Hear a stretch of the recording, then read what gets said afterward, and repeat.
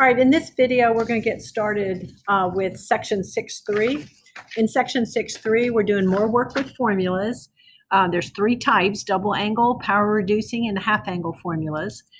We derived one of those. We derived the sine of 2 theta, and we could derive the different forms very easily for the cosine 2 theta.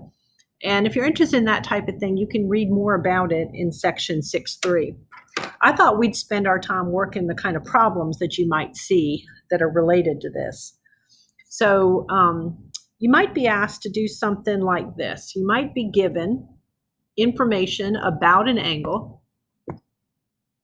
Okay, so the first type of problem I'm doing, I'm not given the angle. I'm given that sine theta is 4/5.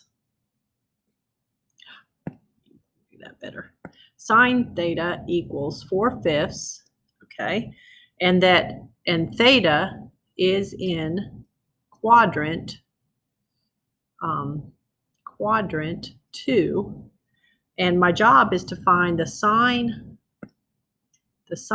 of 2 theta, the cosine of 2 theta, and then the tangent of 2 theta. All right, so let's work on that. So the first thing you're going to do, and let me back it up a little bit so you can see. You can see these formulas, like especially on the sine and the cosine of 2 theta, you're going to need both sine and cosine. So you know that you got to do that. And then you also see here when you're trying to do the tangent of 2 theta, you need the tangent of theta itself. So one of the things you're going to do is just think about the fact that sine theta is in quadrant 2. So draw your angle in quadrant 2, drop that perpendicular to the x-axis. Okay. Label the sides of that. Sine is opposite over hypotenuse. Okay, so we can get this side right here, and this is one where we don't really need to set up the Pythagorean theorem because it's a 3, 4, 5 triangle. So you ought to be able to recognize that and see that this third side would be 3. Otherwise, you could use the Pythagorean theorem. And then since it's in the second quadrant, I like to put the negative on it, even though the length is 3. But that way I know I'm going to get the SIGN, the positive or negative component of things correct. Really, it's that this ordered pair would be -3, 4. Okay, so knowing that, I already have the sine, but now I can do the cosine of theta, and I can see it would be -3/5, and I can get the tangent of theta, because tangent is opposite over adjacent. And even though this is theta, I'm looking at that reference triangle, and the tangent there would be opposite over adjacent, would be a -4/3. Okay. All right, so now when we're being asked to find the sine of 2 theta, we just need to rewrite that using the formula into 2 sine theta cosine theta. And then we can replace the sine theta with 4/5, and cosine theta we found out was -3/5, and there's a 2 out in front. And so we just have to simplify that. And feel free to use the fraction buttons of your calculator to help you if you're rusty with fractions. Just make sure you keep it as fractions. Okay, but fraction multiplication is the easy one where you just can multiply straight across. So that's like a 2/1. So that's 2 times 4 times -3, be -24 all over 25. Okay. Now for cosine I had some options. So if I hadn't already found all the other stuff, since they gave me the sine was what I was given, if I had only been asked to do the cosine of 2 theta, I could have done that without finding anything else, because there is a version of that formula that only involves sine. Okay, I'm going to go ahead and use that one, but really we know the sine and cosine, so it wouldn't have mattered. We could have used the other two if we had wanted to. Okay, so now I'm going to plug in what I know. And then sine theta was 4/5, and it needs to be squared and then multiplied by 2 and then do 1 minus that. So watch your order of operations. Okay, 4/5 squared would be 16/25. Okay, this is 2 over 1. The multiplying happens before you do the 1 minus. So that would be 1 minus 32 over 25. And then you need common denominators, so that would be 25 over 25 minus 32 over 25. So that's going to wind up being a negative 7/25. Okay. All right, so that's that one. All right, and then for the tangent of 2 theta, the formula says that would equal 2 tangent of just theta over 1 minus tangent squared theta, which is tangent theta squared. Okay. And so then I'm going to use this information over here and plug that in. So it's going to be 2 and then times -4/3 on top, and then 1 minus the -4/3 would get squared on the bottom. Okay. So that would be a -8/3. Remember that 2 is really over 1 and you multiply straight across. Here I have 1, and don't change that to a plus because of the minus and negative. That -4/3 has to be squared first. So that would be 16/9. So we have -8/3 divided by 9/9 minus 16/9. Now there's another thing I could do on this, so I'm going to show that to you once I finish this way. So that would be -8/3 over, and this right here would wind up being a -7/9. Okay. And then at that point, you can clean that up by either saying this is divided by and doing -8/3 divided by -7/9, which is -8/3 times -9/7, and getting a 72 over a 21, which is divisible by 3. I could have gotten rid of the 3 before I did that and wind up with 24 over 7. And then I'm going to do this in a different color. If you're comfortable with it, when you get to that point, you could look at the little denominators and you could go ahead and clear those by multiplying the top and the bottom by 9 and make sure that 9 gets distributed. And then when you do 9 times -8/3, you can simplify, and the 3 goes into the 9 3 times and gives you -24 there. Then down here we'd have 9 minus 16. It would cancel out the denominator there. And then that would be -24 over -7. And I would get 24/7.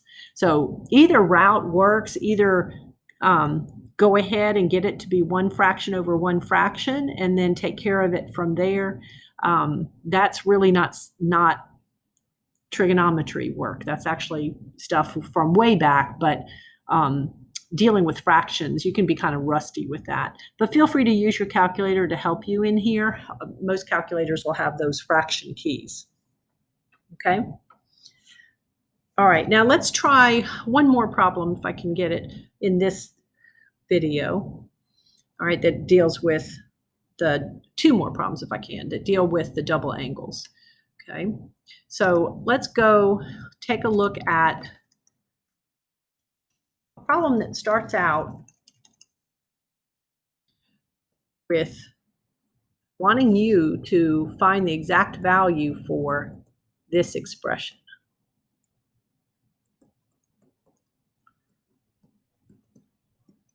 Or maybe the exact value of this expression.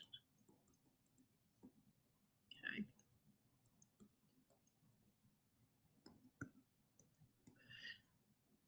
All right, now, if we're in this section, so we get a big hint about what it is we might need to do. But if you were trying to do that, 15 degrees is not an angle in a special right triangle, and it's not an angle on the unit circle. So you can't just look at the unit circle right now to do that. But if you notice, there's a formula that has tangent in it, and it says that tangent to theta equals 2 tan theta over 1 minus tangent squared theta. Okay. All right, so if you study that, you can see that what we have right here, this right here is really the right side of that formula. And so when you're looking at that, do you see how the theta is 15 degrees? Okay. And so that's important for you to notice that. So think about it. So theta is 15 degrees. So now you know that formula says that what you had to start with, that what you have to begin with right here, should then equal the tangent of 2 times theta, and we just said theta was 15 degrees. Well, then that means we're really able to do this without a calculator because we just need the tangent of 30, and 30 is an angle in a special right triangle. And tangent would be opposite over adjacent, and when I rationalize that, that would be square root of 3 over 3, and you're done. Okay.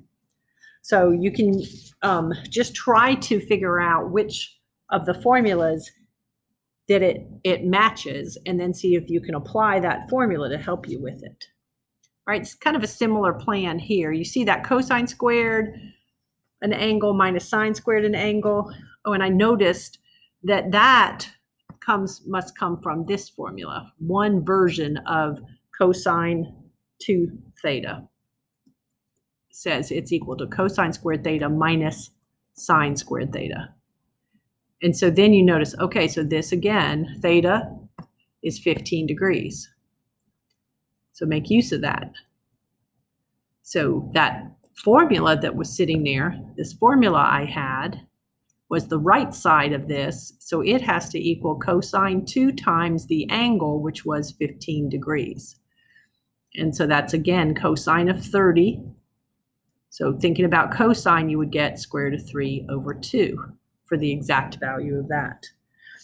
Okay. And then there's one more type of thing you might be asked to do related to the double angle formulas.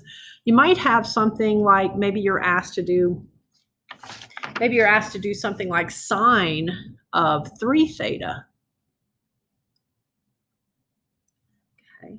And you want to try to maybe verify that the sine of 3 theta equals, so we're going to verify this, equals 3 sine theta minus 4 sine cubed theta. All right, so we're going to wind up using a combination of things. First, I'm going to start with that left side because remember, you can't work across the equal sign, but what you can do is start with one side and make it look like the other. So I'm going to start with sine 3 theta, and I'm going to rewrite it as the sine of theta plus 2 theta. Okay. Then I'm going to go use the formula for the sum of 2 angles. And you could have written this, either way, 2 theta plus theta or the other way around. So when I go to look at the sine formula, so that one is sine theta cosine 2 theta, and it stays positive, cosine theta sine 2 theta. Okay. All right, so now I've got these, see how up here I don't have double angles? So I need to do something to get rid of those 2. So that's the formulas we were just learning about. So in place of those, I'll be writing what we just were working with. So in place of cosine 2 theta, I've got some options about what to use, but because the formula, the thing I'm trying to get only has signs in it, I think I'll use the one that says that's 1 minus 2 sine squared theta. Okay. And then over here, sine 2 theta, I only have one choice. It's the one we verified earlier. It's 2 sine theta cosine theta. Okay. So you just keep working and you keep checking at what your goal is, what you're trying to get, and think about how you can get closer to it. Right now, I still have a lot of just algebraic work I can do, and then I'll reevaluate. So sine theta times 2 sine squared theta would be minus 2 sine to the third, sine cubed theta. And here I've got to multiply cosine in there. This is all time, so it's not a distributing situation. That would just be 2 sine theta and then cosine squared theta. Okay. All right, so it's starting to look a little bit more like it. I see a sine cubed theta like I need. I see a sine theta. Problem is I shouldn't have any cosines. All right, now you should by now kind of be real familiar about the Pythagorean identities. Okay, that's one that comes from the Pythagorean theorem. You know that that's true, and all the variations of it. So if I wanted cosine squared theta, I could just subtract sine squared theta from both sides of that. So in place of this right here, I'm now going to put 1 minus sine squared theta. Okay, so let's see where we're at once I do that. So I have the sine theta minus 2 sine cubed theta plus 2 sine theta times all of that. Okay. All right, so that 2 sine theta has to get distributed. So that would be a 2 sine theta minus 2 sine cubed theta. So let's see, we got some like terms here. These are like terms, and these are like terms. And there's 1, 2, 3 sine thetas, and then 1, 2, 3, 4 minus 4 sine cubed theta. And then I go back, and there I've done it. So that's what it was supposed to be. I verified it. Okay. So those are the problems that you might see related to the double angle formulas.